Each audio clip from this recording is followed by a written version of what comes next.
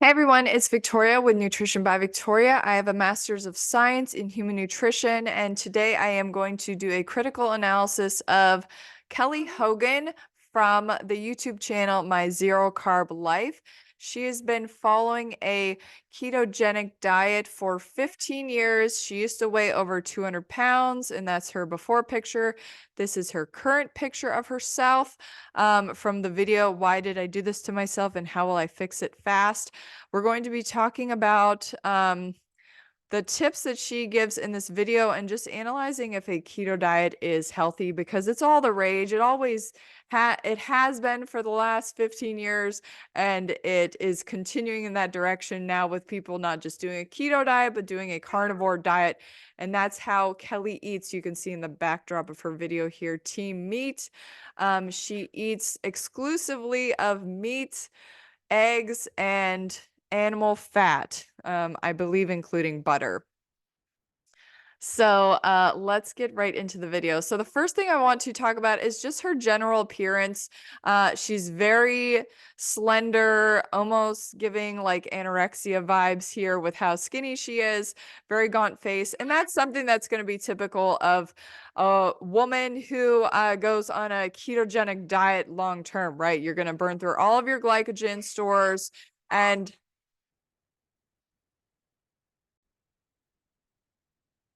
then you're going to start burning up all of your muscle and your fat stores as well. That's how ketosis works, is instead of burning glucose and fat, you're now burning exclusively fat as well as protein for energy generation.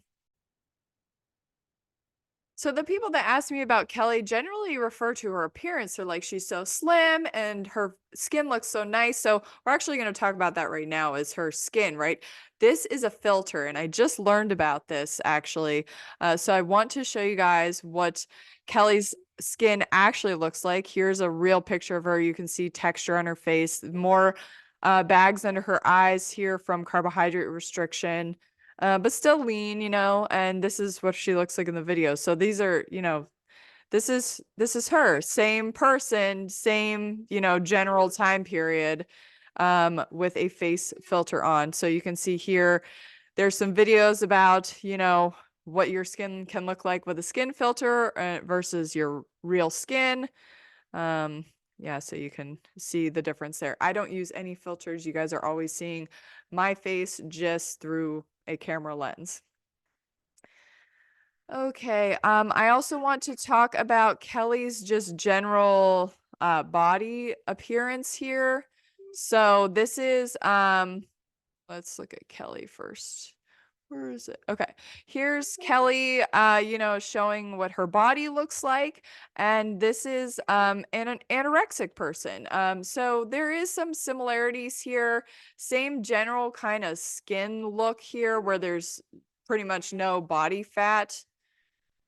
Kelly has a little bit more muscle here, and that's just because she eats some food, whereas this person actually died from anorexia. So, but ketosis and starvation go hand in hand, right? It's a backup metabolic biochemical pathway basically that we utilize in order to stay alive during carbohydrate deprived situations. So our body prefers to use glucose for energy production, and when there is a glucose deficit in the diet, we switch to ketosis, or the burning of body fat, in order to stay alive. But there is a limit to that if you run out of fat, right?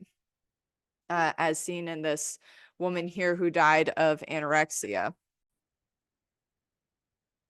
So before we get into talking about the mechanism of ketosis, why do people opt for this diet anyways? It's extremely restrictive. You're only allowed to eat animal products. And given that our natural desire is for carbohydrates, what would make a person want to eat this way? So let's talk a little bit about Kelly's history. So this is what she used to look like, and she's lost over 100 pounds eating a keto diet. Prior to eating a keto diet, and she talks about that in this video, is that she was having an issue eating a lot of fiber. So she had IBS symptoms, She was clearly overweight. She said she alternated between low-fat diet food and sugar binges. Now, when she describes this yo-yo dieting that she did, she said that she would eat lots of salad, and then she would eat lots of like high-fat, high-sugar junk food like pizzas and chips and things like that. So she demonized the carbohydrates here. We're gonna show her before and after again. So she demonized the carbohydrates, which is what most people do, and then they opt for these keto diets. I personally know some people who have done keto diets, and they never stay on them as long as this woman has. And then they end up, regaining some of that weight afterwards. So we're going to talk about why that happens. So in this video, she goes over tips on how people can stay on a keto diet, and how they can break the sugar/carb addiction. So it's why did I do this to myself and how will I fix it fast? Basically, somebody is one of her clients, because that's what she does, is she coaches people on how to eat exclusively a zero carb diet of meat and butter and fat and eggs, essentially. Um, so she tries to help them, stay off of the carbs. Now, carbohydrate cravings are going to be natural because you're not supposed to be in ketosis long term. It is a survival mechanism that we use as a backup when glucose isn't available in our environment. Well, if you're constantly surrounded by people eating bread, pasta, fruit, rice, cookies, cakes, things like that, foods that contain sugar, right? You're going to want them because your body is seeking out glucose, right? So she basically tells people on how she coaches people how to like avoid wanting carbohydrates in this video. So yeah, so she says that she's only eaten animal products for the past 14 years. I thought it was 15, I'm sorry. And look, she's giving advice for stress management, food, movement, sleep, and stress management. These are all things that I go over, but the food thing, you want to eat enough carbohydrate to keep cortisol low, because unfortunately with the diet that she promotes, it is going to elevate cortisol levels, and it does that for a reason. So I'm going to get into that next. So basically in this video, she's coaching people on um, how to not crave carbohydrates. So let's see. Get rid of true hunger by eating true food. Animals are not true food, actually. And all that this is doing is tricking your body into staying in a starved state. So let's talk about ketogenesis, okay? I've got some things to share here just so that you guys can understand what it is and how it works, okay? Okay, here we go. So, glucose is ordinarily the sole fuel for the human brain. Fatty acids cannot be used because they do not cross the blood-brain barrier. We are glucose burning creatures, okay? But under certain conditions, alterations in intermediary metabolism during the high fat, low carbohydrate ketogenic diet lead to the formation of ketone bodies. So basically, when we're under starvation situations, glucose deprived situations, the ketogenic diet provides high levels of long chain fatty acids, and is deficient in carbohydrates, so that glucose availability is severely limited. So that's how you trigger ketosis. So basically, we're either burning carbohydrate for fuel predominantly with fatty acids, because we burn them both simultaneously. They both provide this acetyl-CoA right here that we need for energy generation in our TCA cycle. Or we're burning predominantly body fat or the fats that we're taking in through our diet and turning them into ketones, okay? The demand to maintain serum glucose causes oxaloacetate to be shunted from the Krebs cycle to the pathway for gluconeogenesis, because oxaloacetate can be turned into glucose. As a result of diminished oxaloacetate, so this is like the trigger for ketosis, right? The Krebs cycle has reduced capacity to handle the high levels of acetyl-CoA generated from fat. So that's right here. Instead, acetyl-CoA is converted to the ketone body at acetoacetate, which spontaneously degrades to acetone, as well as it's can be turned into this beta hydroxybutyrate as well, and all of those can cross the blood-brain barrier, so that when we do not have enough carbohydrates in our diet, we can utilize this pathway. Okay, but it's important to note that we don't get into ketosis until about 2 days after we've been glucose depleted. In the intermediate phase there, we're predominantly running on gluconeogenesis. So our glycogen stores get used up in less than a day, less than 24 hours for most people. It's about 12 to 18 hours. Then you're going to utilize gluconeogenesis, where your body is going around and turning different things like oxaloacetate, lactate, glycerol from the breakdown of triglycerides, as well as amino acids, and it predominantly uses amino acids from muscle tissue into glucose to feed through to generate enough acetyl-CoA and oxaloacetate for the TCA or Krebs cycle. But even in gluconeogenesis, our metabolic rate decreases in order to preserve this oxaloacetate because it runs out quick. This is the substrate here for burning carbohydrate and fat, right? Through our normal TCA cycle. So I've been getting some questions, well, how do we burn fat when we're eating lots of carbohydrates? It's because of this oxaloacetate. It's like the kindling for the fire. Okay.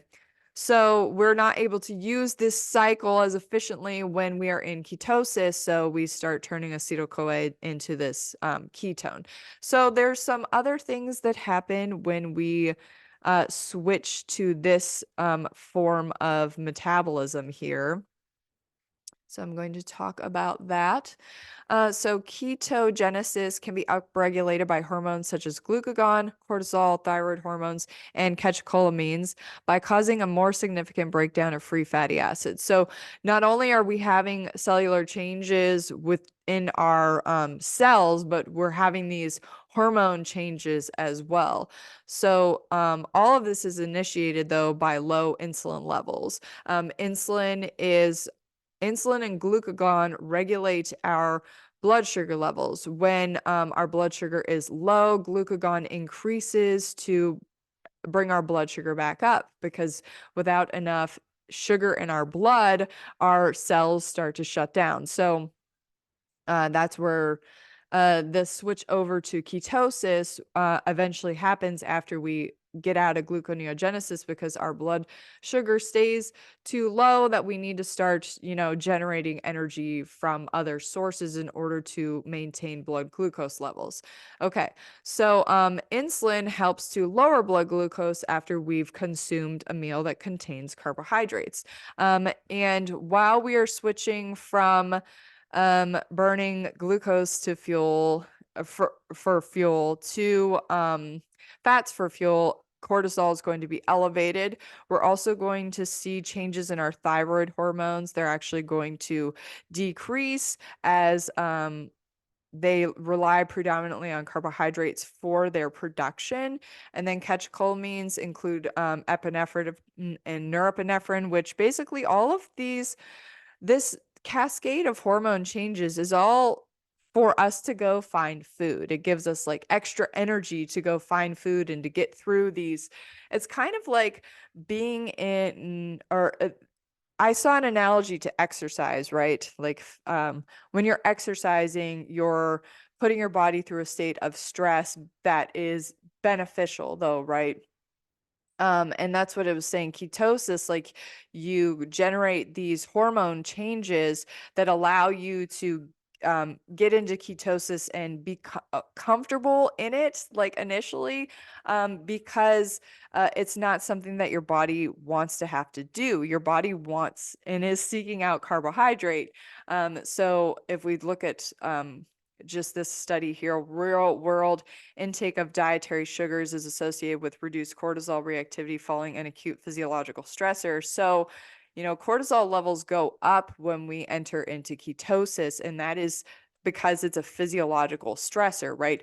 We are starving, so our body wants sugars, and that's why sugar actually lowers cortisol, because we're giving our body what it needs, right? So where is this demand for being on a keto diet even coming from? And it's really coming from the fact that most people are insulin resistant or dealing with a degree of it, right? And people want to become insulin sensitive. And that is something that is touted for as a benefit of eating a ketosis or a ketogenic diet, right? Is that you become more insulin sensitive. But on the flip side of that, and this is a study I love to quote, that was by him, H.P. Hemsworth, published in 1934. He developed the glucose tolerance test, basically the test that identifies whether you're insulin sensitive or insulin resistant. And in his findings, it showed that it is now established that the sugar tolerance is impaired by starvation or the taking of diets with a high content of fat, whilst it is improved by taking diets containing excess of carbohydrate. So if we look at Kelly here too, you know, in this in this body, she was yo-yo dieting. She was eating a high-fat diet, and she was alternating with like starvation, right? Eating salads and then going and binging out. And then she just went, completely into the starvation mode, figured out how that she could eat to stay in that, and then she's got the results that she has now. So now we're going to go over um some of the negative effects of ketosis, right? Because it's really important to note that this is a short-term fix for, essentially having like long-term health issues, because most people don't stay on this kind of diet. So what happens afterwards is really what needs to be investigated. Okay, so here, this talks about ketosis and metabolic acidosis. So basically that you're generating all these ketones. They have to be flushed by the body. Let's see here.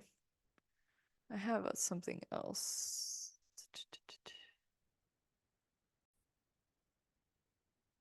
Okay, so this says here, ketosis is a metabolic state where the body burns fat for energy, but it can also have some risk factors. Some other risk factors of ketosis are diabetic ketoacidosis. This is where you have high levels of ketones and blood sugar that can cause coma or death. So basically, when you're diabetic, you're insulin resistant, so you're not able to take the sugar in your blood and put it into your cells. So your body actually thinks it's starving, so it starts generating all these ketones as well. Keto flu, a set of symptoms like upset stomach, dizziness, decreased energy, and mood swings caused by your body adapting to ketosis. If you've ever watched the show Naked and Afraid, all these people go through this keto flu actually initially if they can't find food, because they have to find their own food. So they have to like go through this metabolic adaptation to running in ketosis, and a lot of them do get sick and experience these symptoms. Kidney stress due to increased urination and possible dehydration. That is from the sheer amount of ketones that need to be flushed from the system. They cause dehydration. And again, if we look at Kelly, she definitely has the look of being like in a dehydrated state, not only from her glycogen stores being exhausted, but just from overall her body needing to flush the ketones out, the ketone buildup out through excess water or through water stores as well. Okay. Lastly, digestive issues and changes in gut bacteria due to reduced fiber intake and altered pH levels. So eating that style of a diet will make your blood more acidic. Okay. So then it can also cause things like osteoporosis later on, due to the acid nature of the blood. pulling calcium from the bones in order to buffer it. Same thing can happen from just calorie restrictive diets in general. Okay. Okay, the next thing that I want to talk about is how um, when we are doing like a prolonged fast, 5 to 6 weeks, um, or we just simply eat a ketogenic diet, um, we our ketone body levels rise significantly and are able to contribute almost 60% of the brain's energy requirement from ketones as opposed to glucose, right? But that is the max, all right? So if we're only able to produce 60% of our brain energy from ketones, where's the rest coming from? And that's going to be coming from gluconeogenesis, okay? Where we're going to take the glycerol from the triglyceride, the fatty acids, and we're going to be turning that into glucose. So we're still going to be utilizing the TCA cycle for energy generation from glucose, but it's going to be an extremely slow process because there's barely any oxaloacetate to utilize. And also, so basically, what this woman is eating is going to be converted into sugar still, as well as ketones, in order to meet her energy requirements. So any of the protein that she consumes is going to be turned into acetyl-CoA, lactate from, uh, I don't know how she's going to be generating lactate. That actually comes from an anaerobic breakdown of, actually, it could come from the breakdown of red blood cells, actually, which I think is how that works, because I did find this here that long-term ketogenic diet induces metabolic acidosis, which we just talked about, anemia from the destruction of the red blood cells in order to use the lactate from them to turn it into glucose, and oxidative stress in healthy Worcester rats. So, there are negative side effects to this that she's not disclaiming. And the other thing that I wonder, where is the vitamin C coming from? So, vitamin C generally comes from fruits and vegetables. And unlike plants and most animals, humans have lost the ability to synthesize vitamin C endogenously, which means internally, and therefore have an essential dietary requirement for this vitamin. And this is from the Linus Pauling Institute at Oregon State University. And they do not list any animal products here as sources of vitamin C. Now, I did do a quick Google search too um, to see, does meat contain vitamin C? Because some of these carnivore people are making that claim, but according to the USDA, meat flesh contains no vitamin C, but this doctor's trying to say that's incorrect. So uh, I think the only sources online that are saying that meat contains vitamin C are the ones that are like carnivore specific websites. So getting back to the whole concept of insulin resistance and insulin sensitivity with with a keto diet, which is what a lot of the research is showing, oh, this diet is so beneficial because it will make a person insulin sensitive. Let's go ahead and look at what this information says about a keto diet. This is from NutriSense. So they're actually selling continuous glucose monitors. So this is what they have to say about elevated fasting glucose levels. So elevated fasting glucose levels are a very common trend that we see with individuals who have been following a keto diet for a prolonged amount of time. This trend, also known as glucose sparing, appears to be a natural adaptation. Elevated fasting glucose levels usually start to occur with those who have been following a strict keto diet for over a year. This is the body's way of assuring that glucose is present for organs that require it, because we only generate 60% of our body's energy needs from ketones. So we're still creating glucose. And the reason why elevated fasting glucose levels are going to be seen are, one, due to increased cortisol, and two, it's due to insulin resistance that is being created from the lack of glucose coming in through the diet. So I talked about this previously, that insulin gets lazy when there's no glucose available. So when you're having to create glucose internally, but there's no glucose coming in, insulin doesn't know what to do. So, elevated fasting glucose levels can happen. Okay, it says, however, we recommend monitoring other health metrics such as glycemic variability, fasting insulin. Okay, so they're saying, check other things to see if you're okay while you're doing your extended keto diet. All right, high glucose spikes to small amounts of carbs. Keto diets help to lower insulin levels, but they also train insulin not to work correctly because of the lack of glucose coming in. But another common trend that we see is slightly higher glucose responses to a small amount of carbohydrates. And that's because of the keto diet inducing insulin resistance. This is actually a good thing because what happens when you go on a starvation diet, just in general, whether it's forced or it's intentional, that or it's by accident because you just ran out of food and you're stuck in the woods or something, your body primes itself to become insulin resistant so that when food becomes available, you can turn it into stored energy and stored body fat. Okay. And it does so by, making you insulin resistant.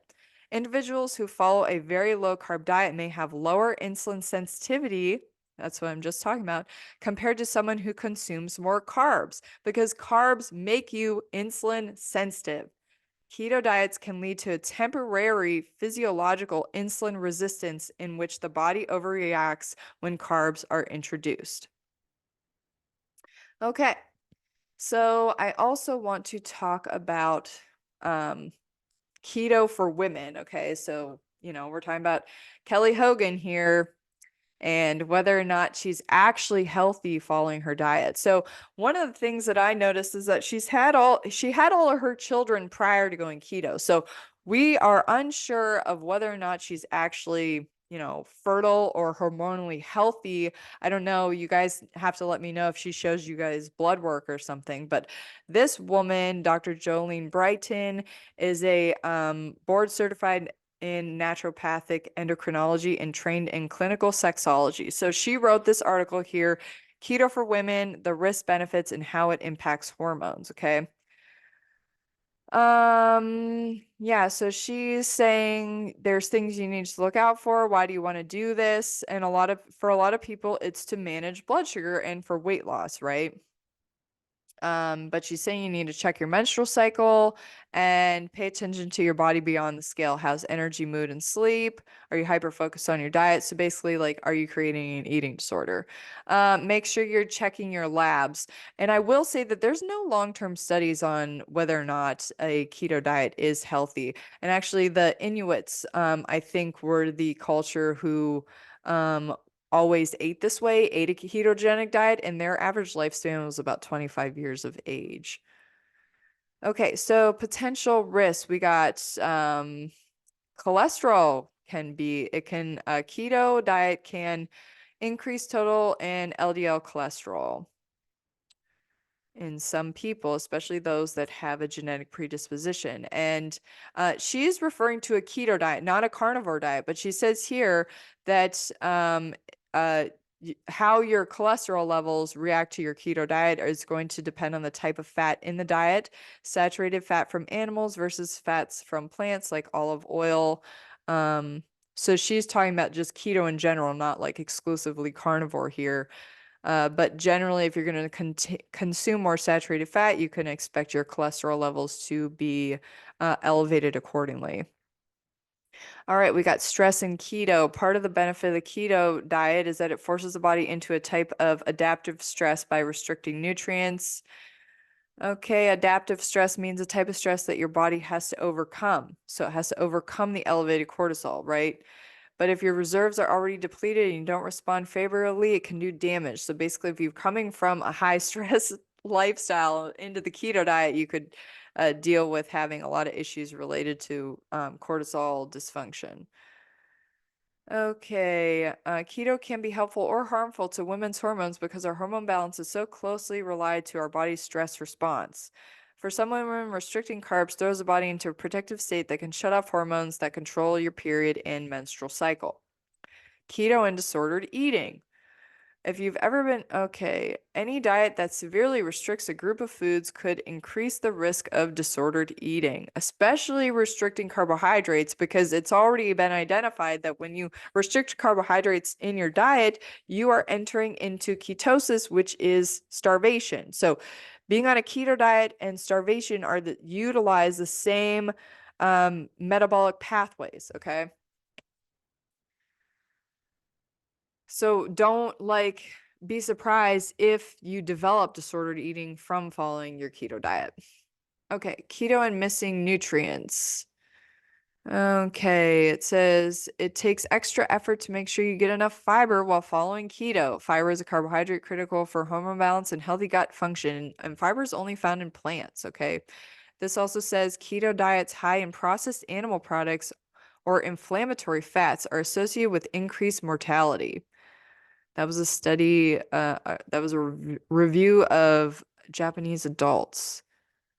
And it says plant-based keto was associated with lower cancer risks. I'm assuming that's compared to animal-based keto. Well, of course, plants have nutrients in them that help to keep the body healthy. Increasing dietary fiber helps keep the bowels regular, which reduces bloating and helps your body move out excess estrogen. Okay, so Kelly, where's your fiber? She's probably not pooping. Like she probably has to go get colonics in order to go to the bathroom normally because her diet contains no fiber. These people who could eat these carnivore diets, there's no fiber in their diet. Okay, keto and blood sugar control. It says here, and this is why people do keto. Keto diet reduces carb intake drastically. It significantly improves blood sugar and insulin response. In other words, keto can be good for your metabolic health, but not really because it actually primes your body to be insulin resistant, as we just read from NutriSense. Okay.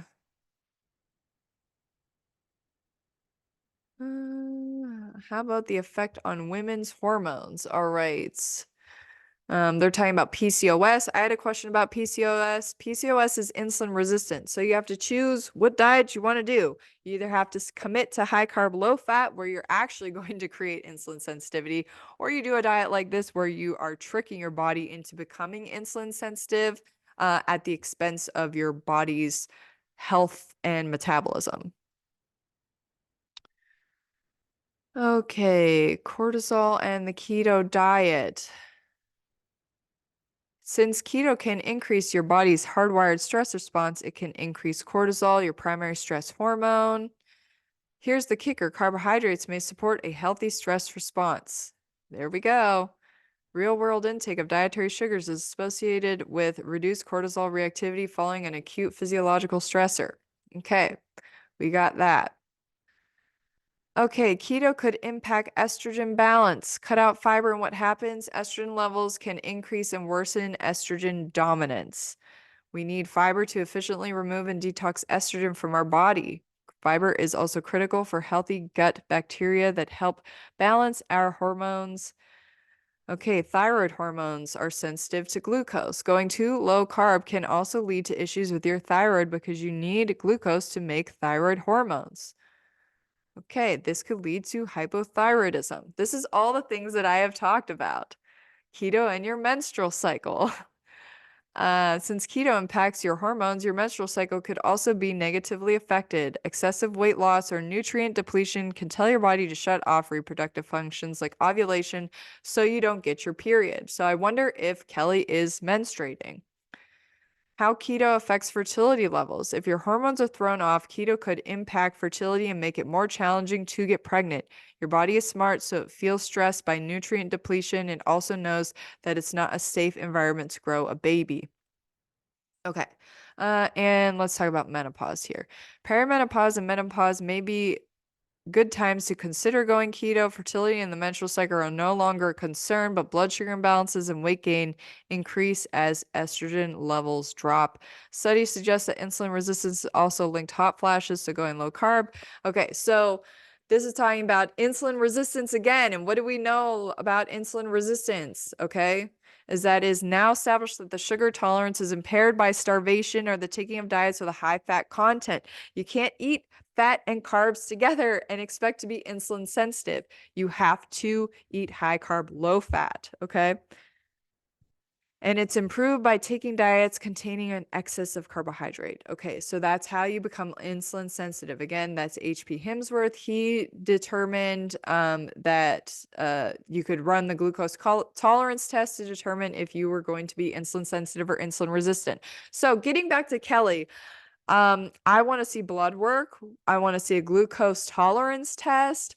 Are you menstruating? I mean, there's so many questions other than like, look at how skinny she is. I want to look like that. Like, is this person actually healthy? Because everything that I just analyzed was objective information in regards to following a keto diet. And it's not recommended to follow a keto diet that doesn't contain at least some plant fiber in it. So that's it for this video.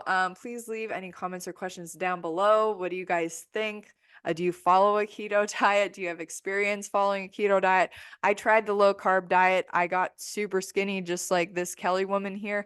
It was completely unsustainable. And just like in this video here, how she's trying to help people, figure out how to lose weight and, break their sugar and carb addiction and deal with holidays and understanding hunger cues.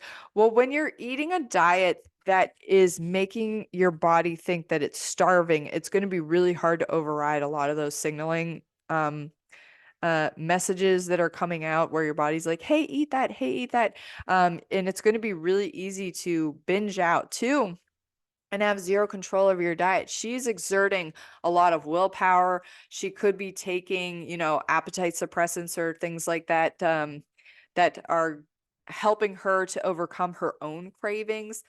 She probably goes through periods where she's eating like a lot of meat and fat and stuff in order to curb her cravings, but that's no way to live. The best way to live is to just give your body the carbohydrates that it desires and to become insulin sensitive by eating enough carbohydrate every day and keeping your diet low in fat. All right, that's it for today's video. Thank you so much for watching. Leave any comments or questions down below, and I'll see you guys next time. Bye.